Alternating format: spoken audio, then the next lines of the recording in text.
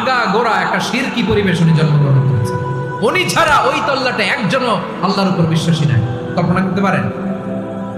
গোটা তল্লাটে গোটা দেশে বিশ্বাসী মুমিন আল্লাহর উপর বিশ্বাস স্থাপনকারী কয়জন? সবাই বলেন কয়জন? বাকি সব মুশরিক।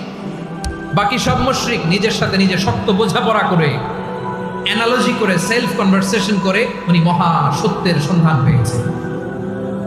উনি আকাশের তারা দেখে ভাবে মনে হয় এটাই আমার খোদা, পরে দেখে তারা নাই, মনে মনে বলে না তাইলে এটা না। আবার চাঁদ দেখে বলে চাঁদটা বড় মায়া লাগে, মনে হয় এটাই আমার রব, পরে দেখে চাঁদও নাই, কয় না এটা না। এরপরে দ্বীপ প্রহরের জলজলে সূর্যটা খা খা করে গোটা পৃথিবীটারে রৌদ্র দিয়ে তাতিয়ে রাখে। তিনি ভাবলেন মনে হয় এটাই আমার রব, কারণ এটাই তো সবচেয়ে বড়। কিন্তু বিকেল বেলা ওই সূর্যটাও যখন চলে যায়, সাইয়েদনা ইব্রাহিম বলে না এটাও তো নাই, আমার খোদা যদি আমারে ছেড়ে চলে যায়, বিপদে পড়লে আমারে উদ্ধার করবে কে? এভাবে নিজের সাথে অ্যানালজি, সেলফ কনভারসেশন করতে করতে করতে তিনি মহা সত্যের সন্ধান পেয়েছেন। সুবহানাল্লাহ। সব শেষে তিনি নিশ্চয় আমি এমন সত্তার দিকে মনোনিবেশ করলাম, মুখাপেক্ষী হলাম, যিনি আকাশ বানিয়েছেন, জমিন বানিয়েছেন, আমি মুশরিক নই। সুবহানাল্লাহ। পারতেন, আপনি পারতেন? কেউ নাই, লক্ষ লক্ষ মুশরিক, আপনি একা। ওনার মতো এরকম বিচক্ষণতা দিয়ে আল্লাহরে খুঁজে পাইতে পারতেন আপনি? কি নবী ছিল, আল্লাহকে খুঁজে পেয়েছে। যখন আল্লাহর ইবাদত শুরু করলো, এই কথা ছড়ায় পড়লো চারদিকে। নমরুদ সাইয়েদনা ইব্রাহিমকে ডেকে পাঠালেন। নমরুদ বলে, ইব্রাহিম তুমি নাকি মূর্তির পূজা না করে কোন নতুন রবের ইবাদত করো, কে তোমার রব? সাইয়েদনা ইব্রাহিম বললেন, রব্বি আল্লাযী ইউহয়ী ওয়া ইউমীত, আমি এমন রবের ইবাদত করি যিনি জীবন দেন, যিনি মৃত্যু দেন। নমরুদ বলে, তাই নাকি? তোমার রব জীবন দেয় মৃত্যু দেয়, আর এটা তো আমি দেই, আমিও তো জীবন দেই, আমিও তো মৃত্যু দেই। সাইয়েদনা ইব্রাহিম বললেন, কেমন করে তুমি জীবন দাও মৃত্যু দাও, একটু দেখাও তো। নমরুদ জেলখানা থেকে দুজন কয়েদিকে ডেকে আনলো। কয়েদি এনে অর্ডার করলো, একটাকে এখনই শিরোচ্ছেদ, হেড অফ, ডেথ পেনাল্টি, মৃত্যুদণ্ড দেয়া হলো, ফিনকি দিয়ে রক্ত বের হলো। নমরুদ বলে, দেখো দুজনকে ধরে আনলাম, একজন কয়েদিকে দিলাম ডেথ পেনাল্টি, মৃত্যুদণ্ড, ওরে মৃত্যু দিলাম। আরেকজন যে দাঁড়িয়ে আছে, চাইলে ওরেও আমি মৃত্যুদণ্ড দিতে পারি, কিন্তু না, ওরে আমি দিব না, ওরে আমি বাঁচায় দিলাম, ছেড়ে দিলাম, মানে জীবন দিলাম। দেখো ইব্রাহিম, তোমার চোখের সামনে একজনরে মৃত্যু দিলাম, আরেকজনরে জীবন দিলাম। আপাত দৃষ্টিতে তাই তো, একজনরে তো জীবন দিল, আরেকজনরে মৃত্যু দিল। সাইয়েদনা ইব্রাহিম এবার বিপাকে পড়ে গেলেন। কিন্তু এক একজন নবীকে আল্লাহ এমন উইজডম বিচক্ষণতা দিয়ে এই জমিনে পাঠিয়েছেন, মুহূর্তের মধ্যে আল্লাহর খলিল ইব্রাহিম বললেন, فإن الله يأتي بالشمس من المشرق فأتي بها من المغرب فبهت الذي كفر। আল্লাহর খলিল ইব্রাহিম বললেন, নমরুদ বুঝলাম তুমি জীবন দাও মৃত্যু দাও দেখলাম, কিন্তু আমার রব, আমার আল্লাহ প্রতিদিন সকালবেলা উষা লগ্নে ওই পূর্ব দিগন্ত থেকে সূর্যটাকে উদিত করেন, সাঁঝের বেলা, বিকেল বেলা, কুথুরি লগ্নে, সন্ধ্যা বেলা ওই দ্বিপ্রহরের জল জলে সূর্যটাকে পশ্চিম দিগন্তে ডুবিয়ে দেন। মানে সকালবেলা পূর্ব দিক থেকে উদিত করা সূর্যটাকে পশ্চিম দিকে বিকেলে তিনি ডুবিয়ে দেন। তুমি যদি পারো ওই সূর্যটাকে পশ্চিম দিক থেকে উদিত করে পূর্ব দিকে ডুবিয়ে দাও। সুবহানাল্লাহ পড়বেন না? দেখেন, ইনস্ট্যান্ট ইন্টেলেক্ট, মুহূর্তে বিচক্ষণতা, উইজডম কাকে বলে? নমরুদ পারবে? নমরুদের বাপ পারবে? ওর দাদা, ওর 14 গোষ্ঠী, গোটা বিশ্বের সব ক্ষমতাধর রাষ্ট্রনায়করা একসাথে হলে পারবে?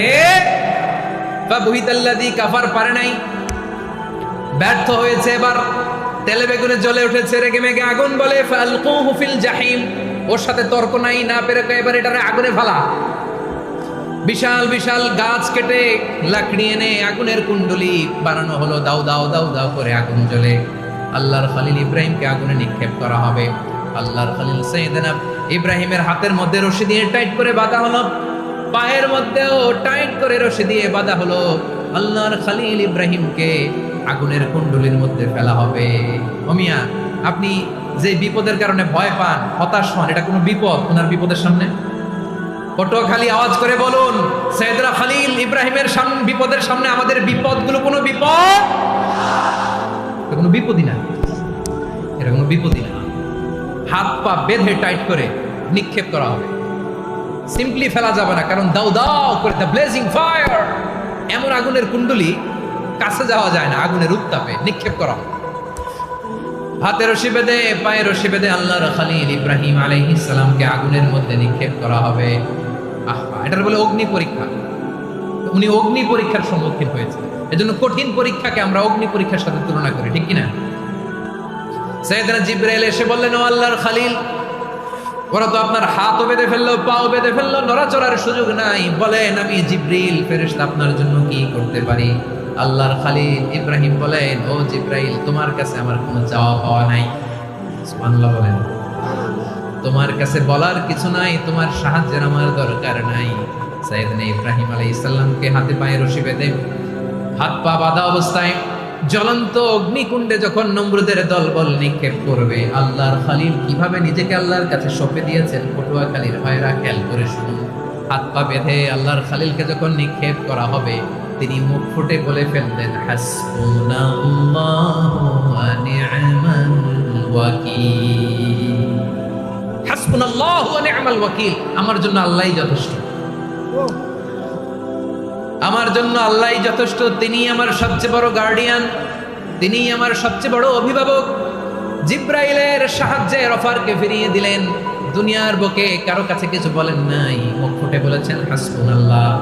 ও আমার পটুয়াখালীর প্রাণের ভাইয়েরা খেয়াল রাখবেন, কোনো বান্দা তার হাতে থাকা সব চেষ্টাটুকুন করার পরে মুখ ফসকে মুখ দিয়ে যখন বলে ফেলে হাসবুনাল্লাহ, বান্দা যখন হাসবুনাল্লাহ বলে ফেলে, ওই ব্যাপারটা ডিল করার দায়িত্ব স্বয়ং আল্লাহ আরশের উপর থেকে নিয়ে নেয়।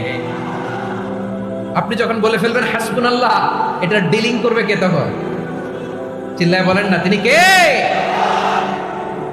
বান্দা তার সাধ্যের সবটুকু চেষ্টার পরে নতজানু হয়ে যখন বলবে হাসবুনাল্লাহ, আল্লাহ তুমি আমার জন্য যথেষ্ট, নি'মাল ওয়াকিল, তুমি আমার শ্রেষ্ঠ অভিভাবক, তখন তার কি দরকার না দরকার এটা ডিল করে স্বয়ং আল্লাহ। নিক্ষেপ করা হলো সাইয়েদনা ইব্রাহিমকে অগ্নিকুণ্ডলিতে। হাজার হাজার মানুষের দৃশ্য দেখার জন্য জড়ো হয়েছে এরকম বিশাল ময়দানে, কিন্তু কি অবাক করা ঘটনা, সবাই ভয় পাচ্ছিল, না জানে কি হয়ে যায়। আল্লাহর খলিলকে যখন আগুনের কুণ্ডলিতে নিক্ষেপ করা হয়, আল্লাহর খলিল ইব্রাহিম আগুনের কুণ্ডলীর মধ্যে বসে বসে মানুষগুলোর দিকে তাকিয়ে হাসতে শুরু করে দেয়, কারণ আকাশ থেকে রব্বুল আলামিন স্পেশাল ভার্ডিক্ট নাজিল করেছেন, স্পেশাল হুকুম জারি করেছেন, কুল্লা ইয়া নারু কুনি বারদান ওয়া সালামান আলা ইব্রাহিম। ও আগুন খবরদার, সৃষ্টি শুরু থেকে তোকে একটা ধর্ম আমি বাতলে দিয়েছিলাম, তোর ধর্ম, আগুনের ধর্ম হলো যা পাবে জ্বালিয়ে সারখার করবে। আল্লাহ বলল, আগুন তোর ধর্ম দিয়েছিলাম, তুই সব জ্বালিয়ে পুড়িয়ে সারখার করে দিবি, কিন্তু ক্ষণিকের জন্য আমি তোর জ্বালিয়ে দেওয়ার ক্ষমতাটাকে কেড়ে নিলাম, জ্বালিয়ে ভস্ম করে দেওয়ার ক্ষমতা আমি কেড়ে নিলাম। কুনি বারদান, ঠান্ডা হয়ে যা, কিন্তু এত বেশি ঠান্ডা হবি না আবার আমার ইব্রাহিমের জন্য সর্দি লেগে না আসে। সুবহানাল্লাহ, এত আস্তে বললে হবে? কুনি বারদান, বারদ মানে বরফ, ঠান্ডা, ঠান্ডা হক, কিন্তু এত ঠান্ডা হবি না যাতে আমার ইব্রাহিমের কষ্ট হয়। আগুন বলে, আল্লাহ একবার বললাম ঠান্ডা হ, আবার বলো এত ঠান্ডা হবি না যাতে খলিলের সর্দি না লাগে। কেমন ঠান্ডা হব, কেমন এনভায়রনমেন্ট তৈরি করে দেব বলো? আল্লাহ বললেন, সালামান আলা ইব্রাহিম, আমার খলিল, আমার কলিজা, আমার ইব্রাহিমের জন্য তুই জান্নাতের গুলবাগিচা হয়ে যা। ও ভাই, নবী মুসার মতো ঈমান হলে রাস্তা হবে সাগর জলে, নবী ইউসুফের মতন ঈমান হলে একে একে দরজা খুলে, নবী ইব্রাহিমের মতন ঈমান যদি আজও থাকে বিদ্যমান, অগ্নিকুণ্ডে দেখতে পাবে খুবসুরত ফুল বাগান। কুলনা ইয়া নারু কুনি বারদান ওয়া সালামান আলা ইব্রাহিম। বান্দা যখন মুখ দিয়ে বলে হাসবুনাল্লাহ, আমার আল্লাহ আমার জন্য যথেষ্ট, এই বলে যখন নিজেকে সঁপে দেয়, তার কি লাগবে ওই দায়িত্ব স্বয়ং নিয়ে নেয় কে? সবাই বলেন স্বয়ং নিয়ে নেয় কে? তাহলে আমার প্রিয় ভাইরা, বিপদের শুরুতেই আমরা বলবো ইন্না লিল্লাহ। শুরুতে কি বলবো? এরপরে যেই বাক্যটা পড়ে নিজের পরিস্থিতিকে আল্লাহর দরবারে সঁপে দিব, সেটা হচ্ছে হাসবুনাল্লাহ। সেটা কি? বিষ্ণু বলেন লা ইয়াজালু লিসানুকা রাতাবান মিন যিকরিল্লাহ। সব সময় আল্লাহর স্মরণ দিয়ে, জিকির দিয়ে জিহ্বাটারে সিক্ত রাখো। আর শয়তানু জাসিমুন আলা কলবি ইবনে আদম, শয়তান বনি আদমের কলবে খামচি মেরে বসে থাকে। ফাইদা যাকারাল্লাহ খালাসা, মানুষ যখন আল্লাহর স্মরণ করে জিকির করে শয়তান দৌড়ে পালায়। ওয়া ইদা গাফালা ওয়াসওয়াসা, যখনই বনি আদম গাফেল হয় তখনই শয়তান তার হৃদয়ে ওয়াসওয়াসা দেয়। এজন্য বিপদে পড়লে ইন্না লিল্লাহ, নিজের সব টুকুন করার পরে, নিজের রোল প্লে করার পরে নিজেকে আমরা কি বলে সঁপে দিব? সবাই বলেন, সবাই বলতে হবে। আর জোরে বলে, মনে থাকবে বিপদে পড়লে প্রথমে ইন্না লিল্লাহ, এরপরে নিজেকে যখন সঁপে দিব তখন হাসবুনাল্লাহ। এরপরে কঠিন বিপদ যদি যখন বিশ্বনবী পড়তেন তখন কি করতেন? এমন বিপদ মাঝে মাঝে হয় না, দেয়ালে পিঠ থেকে যায়, চোখে মুখে অন্ধকার, কি করব দিশা খুঁজে পাই না, এরকম হয় কখনো? হ্যাঁ, আপনাদের হয়? হয় না? তো জান্নাতে আছেন আপনারা। হয় হয় এরকম হয়েছে না যে দেয়ালে পিঠ থেকে গেছে, চোখে মুখে অন্ধকার, ওই যাব, কি করব, বাঁচানোর কেউ না, এরকম হয়েছে কখনো আপনাদের? যদি হয় তাইলে এটার সলিউশন বলবো, না হইলে তো এগুলো করে লাভ নেই। হয় হয় হয় বিশ্বনবী এরকম কঠিন বিপদে পড়েছেন জীবনের কিছু কিছু মুহূর্তে। ওই মুহূর্তে বিশ্বনবী স্পেশাল 2টা দোয়া পড়তেন। এই দোয়াগুলো আপনাদেরকে জানিয়ে দেয়। বিশ্বনবী বলেন, কঠিনতম বিপদে যখন পড়বা, দেয়ালে পিঠ থেকে যায়, চোখ মুখে অন্ধকার, বাঁচার কোনো উপায় নাই, তখন পড়বা লা ইলাহা ইল্লা আনতা সুবহানাকা ইন্নী কুনতু মিনাল যালিমিন। আল্লাহ, তুমি ছাড়া কোনো ইলাহ নাই, তুমি পবিত্র, নিশ্চয় আমি জালিমদের অন্তর্ভুক্ত। সুবহানাল্লাহ বলেন। এই দোয়া সাইয়েদনা ইউনূস আলাইহিস সালাম পড়েছিলেন যখন মাছের পেটে ছিলেন। কিসের পেটে? এবং অনেক মুফাসসিরিন একরাম বলেছেন, অনেক আহলুল ইলমরা বলেছেন, এটা হচ্ছে ইসমে আযম। ইসমে আযম এমন দোয়া যেটা দিয়ে দোয়া করলে আল্লাহ দোয়া কবুল করে, কিন্তু এটা কোনটা, এটা নিয়ে ইখতিলাফ আছে। কোন কোন আহলুল ইলম বলেন এই লা ইলাহা ইল্লা আনতা সুবহানাকা ইন্নী কুনতু মিনাল যালিমিন, এটা হচ্ছে ইসমে আযম। সাইয়েদনা ইউনূস আলাইহিস সালাম পড়েছেন। আপনারা পড়েননি? তুফান হইলে পড়েন না? আমাদের এলাকায় তো এটা খুব, এটার উপর ব্যাপক আমল আছে। পটুয়াখালীতে কি অবস্থা বলেন? পড়েন পড়েন পড়েন পড়েন। একটা গল্প শুনেছিলাম, পাক হানাদার বাহিনী যখন বাংলাদেশে অ্যাটাক করতো, 71 সালের ঘটনা বলতেছে, আমরা তো দেখি নাই, শুনছি আর কি। 71 যদি দেখতাম এতদিনে রাজাকার হয়ে যেতাম। আল্লাহ আমাদেরকে বাঁচাই দিছে, আল্লাহর মেহেরবানি, ঠিক কিনা বলেন? মন মতো হইলে মুক্তিযোদ্ধা, মন মতো না হইলে রাজাকার। কত কিছু দেখলাম এই শাহবাগের বুকে। আল্লাহ, 71 সালে দেখি নাই, আমরা শুনেছি। পাক হানাদার বাহিনী জিজ্ঞেস করতো মুসলিম না অমুসলিম চেক করার জন্য, বলতো কালেমা বল, কালেমা বাতাও। তো যারা কালেমা বলতে পারতো পাকিস্তানি বাহিনী নাকি ওদেরকে ছেড়ে দিত, শুনেছি। তো একজনকে, এক বাঙালিরে পেয়ে তার মাথার মধ্যে বন্দুক করে নল ধরে বলতেছে কালেমা বল সালে, কালেমা বাতা, কালেমা বল। তো ভয়ের চোটে এই দোয়া পড়া শুরু করছে। ও পড়তেছে লা ইলাহা ইল্লা আনতা সুবহানাকা ইন্নী কুনতু মিনাল যালিমিন। পাকিস্তানি বলে সালে ये तो मुसीबत का कलेमा है। বাঙালি কয় হাম তো ভি মুসিবত মে হ্যায়।